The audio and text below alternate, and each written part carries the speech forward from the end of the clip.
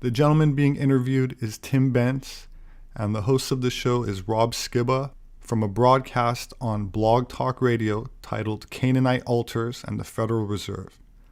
I'll leave a link to the full interview in the description, but now let's listen to a brief excerpt, and I'll leave it to the listener to draw their own conclusions.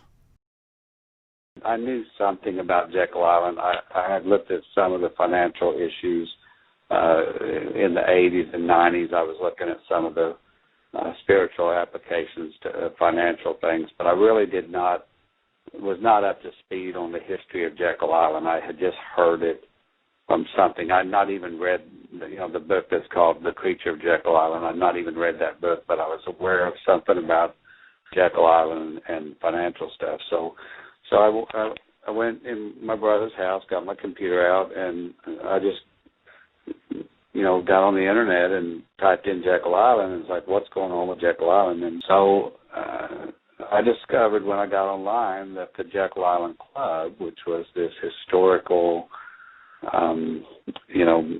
multi-millionaires country club that had been built in the turn of the century, it had just been remodeled and reopened. And I thought, wow, that's interesting. When I got to the hotel, it was about 9 o'clock at night. And so I went into the restaurant and had a good meal and went to my room and got some rest. And the next morning I went down for breakfast, and a different lady was at the desk, but she had a note for me. It said that I had an appointment arranged with the museum director, and that he was blocking out most of the day to spend with me. So I had my breakfast, and then when I went over to meet with him. So I go meet with the museum gentleman. His name is John, and when I go meet with him, I just introduced myself. I told him a little bit about who I was and what I do. We started talking.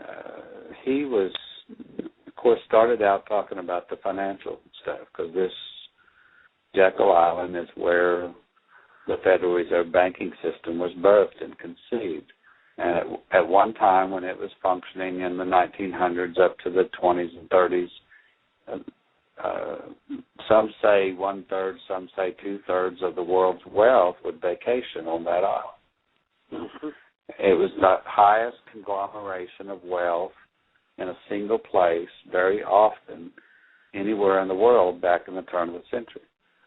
So it just seems like a little island that's not anything significant at all now, but it's amazing to see the financial side of the history of that spot. And so I'm sitting there looking at some of the things that he's telling, and just thinking about some of the things he's telling me. We went out and walked around, and he showed me some of the cottages that had been restored, and the club itself, and the tennis courts, and they had a pier where the boats would come up, and he's just kind of showing me the grounds, and then we go to the museum. And he's talking a lot about the financial stuff and the guys that built it, and each cottage was, marked and named. Some of them had been restored, some of them didn't exist anymore, but they had like a sign that this is where this one was, and that one was built by J.P. Morgan, that one was Rockefeller's, and, that one was they had each one of them named. Well, they're all kind of native names, and then they're all, got some kind of plaque on who the financial mogul was that had built them. And they're not really elaborate, luxurious mansions. They're just simple cottages for the most part, which was kind of interesting to know that the richest people in the world built them, and they were very low-key and almost like a, cabin in the woods instead of a luxurious house like you'd expect. And they all had Indian names. So I started asking him about the Indian history of the island, and he lit up. He just was like, that's what he really wanted to talk about, because he loved the Indian history. And so he takes me back to the museum, and he said, we got a lot of stuff on the Indians. He said this was actually like the government main community for a tribe of Indians that don't exist anymore. And that tribe was called the Timucas. And I said, well, that's interesting. My name's Tim. And anyway, I didn't know anything about the Timucuras. I'm from Oklahoma. I've learned a lot of Native history, and I have some Native bloodline, but I did not know anything about the Timucuras. So I just asked him, please tell me everything that you can tell me about them. There's something about the natives that I feel like I need to know. So he said, well, the Jekyll Island Club was actually built on top of everything that the Indians had. So they just kind of wiped the village out and built the club on top of it. So wherever the chief's house was, there was a cottage now. Wherever the council house was, there was now the Jekyll Island Hotel. And he said everything that's built and visible today is actually sitting right on top of something that was significant in the Indian village when it existed. So he said the fact that this whole place had to go into ruins and then be rebuilt and become an archaeological state park, he said it actually helped us identify the Native history because the club itself had almost erased that. And so I said, well, let's look at the museum. I want to see some of the Indian stuff. So we're looking at arrowheads and spear tips and, just artifacts that they had found and pottery shards and things and seashells that they had had. And he showed me all their stuff in the museum. He shows me some fragments of a weapon that was like an unusual bow. And when I say unusual, I mean that it was like a double curved bow. And that was a very unusual shape of a bow for a native tribe. I had never seen that shape before with an American Indian tribe. And I've seen a lot of bows and arrows. So I asked him, I said, this seems unusual. I've not seen this before. In Oklahoma, every native tribe, the bows would look like a single bow or just a single curve. I said, this is quite extraordinary, especially as far back as this tribe was. So he said, yeah, we found a lot of weapon-type artifacts that we've not seen with other tribes. And I said, well, how do you know these were Native Americans? Maybe they were from somewhere else. He said, oh, no, they were the Timucuras. They're well established along the Florida and Georgia coast, and he said we got a lot of stuff in 3 or 4 states about them, and they were quite prolific at one time. So he said, we know they're Native Americans. I said, well, all right, what else you got? He said, well, we got some skeletons. He said, you want to see the bones? And I said, well, yeah. That sounds, don't get to see a skeleton very often. I said, are they where we can actually see them, or are they buried? He said, no, they're visible. So they had a burial site that they had been very respectful for when they built the museum. When they found a burial site, they didn't move the bones. They left them where they were, and they just uncovered them to where they were visible, and then they built the museum on top of it. They did basically the same thing with the museum that the Jekyll Island guys had done with their houses. They put a piece of plexiglass over the burial site so you could see it, but they were still trying to respect where the bones were and not move them. And so I'm looking at 4 skeletons of the Timucua chiefs. And they knew they were chiefs just from different things that were buried with them. So all of a sudden I look and I realize, man, these guys are really tall. And I commented to the guy that, how tall are these guys? They look unusually large. And he said, yeah, they're all about 8 or 8.5 foot tall. I was like, well, that doesn't seem like a normal Native American, especially the tribes that I'm familiar with. He said all the Timucuas were unusually tall, even the women. And he said we found other skeletons and parts of bones out in the grounds, and he said we've got pretty good evidence that nearly all of them were extraordinarily tall. And I said, well, what is how do you explain that in relation to other tribes on the Atlantic coast who were not? He said, I don't know. It is an unusual anomaly. He said, oh, by the way, I've got a painting that you might want to see. It's actually the copy of the original. We've got it under lock and key. But he said, I got a painting that actually shows the Indians from a group of French colonists that came to the United States before it was the U.S. This was right after Columbus. He said that it was the first colony of French folks that came over to try to establish a colony on the coast. And he said they landed in Jekyll Island, and they had some interaction with these Indians, and then they got so appalled by what they saw and witnessed that they fled at night and ended up in San Augustine, Florida, and established that city. So I said, were they the Huguenots who were the French group that established San Augustine? He said, yes. I said, well, I'd like to see that painting then. So he pulls that out. I'm looking at it, and it shows the Indians and all their regalia, and they're dancing around and having some kind of a ceremony, and it's got the fire, and it's a typical, either they're having a party or they're having a war scene, and it has some things with the weapons. So I said, gosh, this has got some weapons in it that clearly validates the archaeology that they found. And then I see an altar. And I'm going, I don't know of a Native American tribe anywhere in the country. I know some that had log houses or high places or worshipped, nature in some way, or had totem poles or that kind of stuff. But this one has a stone altar, and it looks a whole lot like the one that I had dealt with in the Middle East. And I'm looking at the picture, and I'm going, is this an altar? Is this stone like something they're sacrificing on? Because this guy's holding babies in his hands in this picture. He said, yeah, they're cutting those babies, they're hacking those babies up in that painting.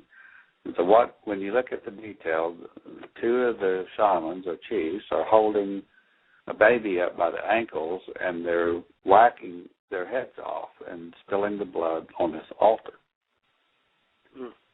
And I'm like, sir, I don't want to be disrespectful of your training and archaeological understanding and history, but I don't know of any native tribe that did what I'm seeing here, unless it was an act of war.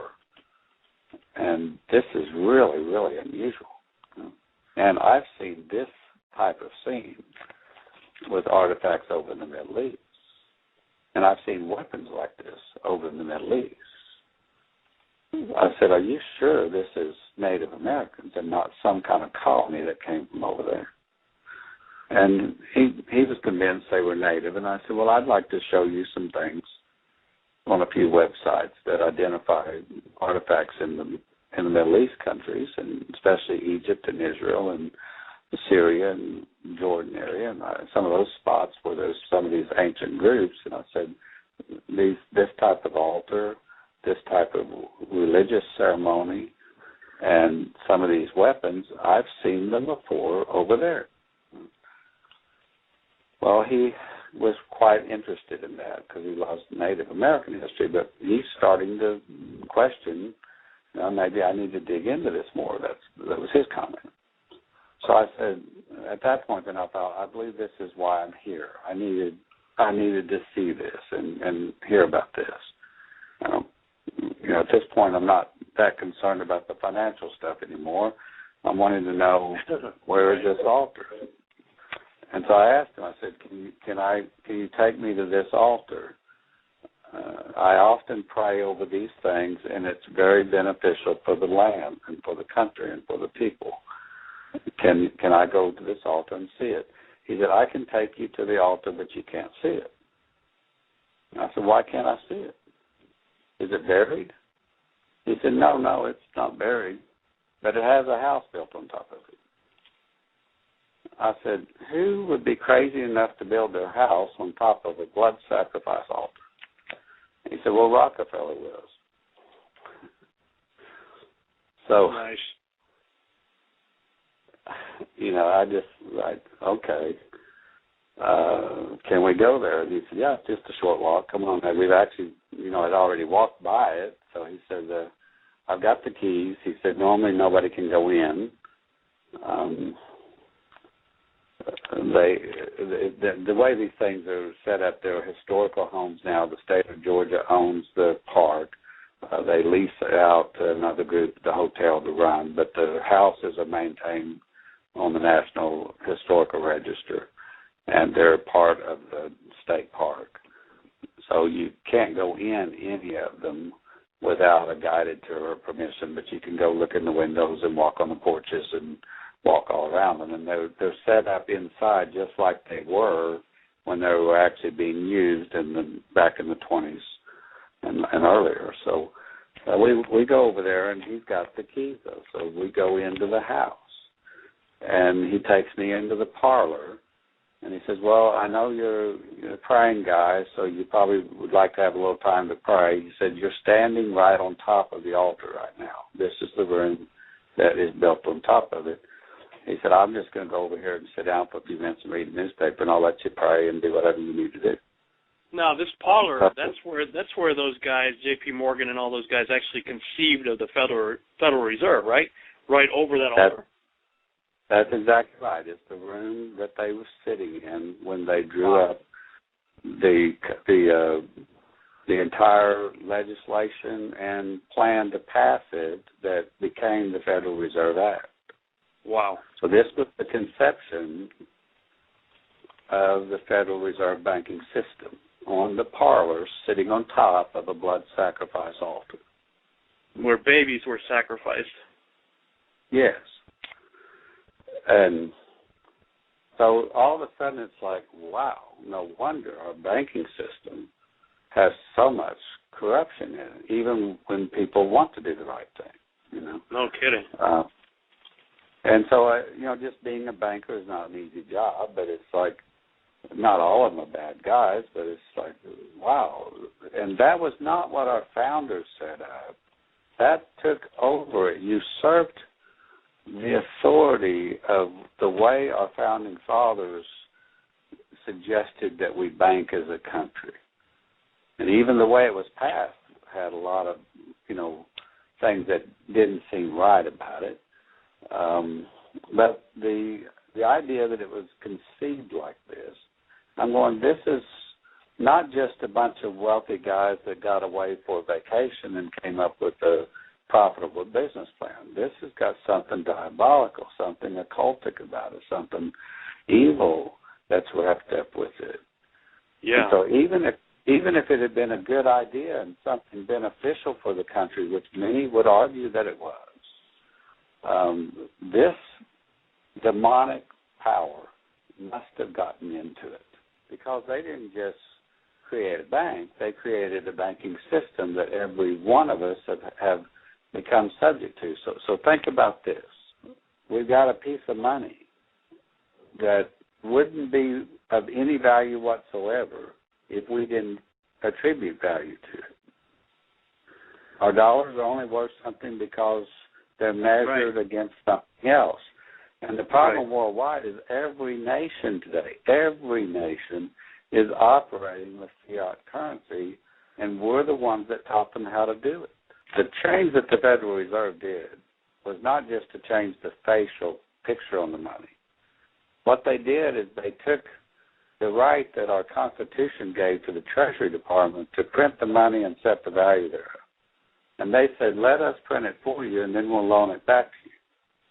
Right. Now think about the stupidity of that. If you just think crazy. wisely, I'm already making something with my own hands, and then somebody else comes to me and says, let me make that for you, and then I'll loan it back to you. At interest. Why would I do that?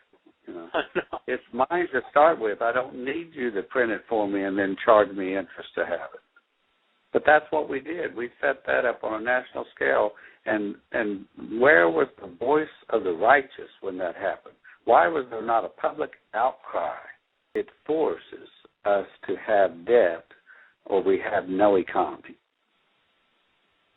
Yeah. You cannot buy anything in this country without a debt being created, because if you buy something, that's the reason they print a dollar. So you buy a house and you ask for a loan, they print the money so they can give you the loan.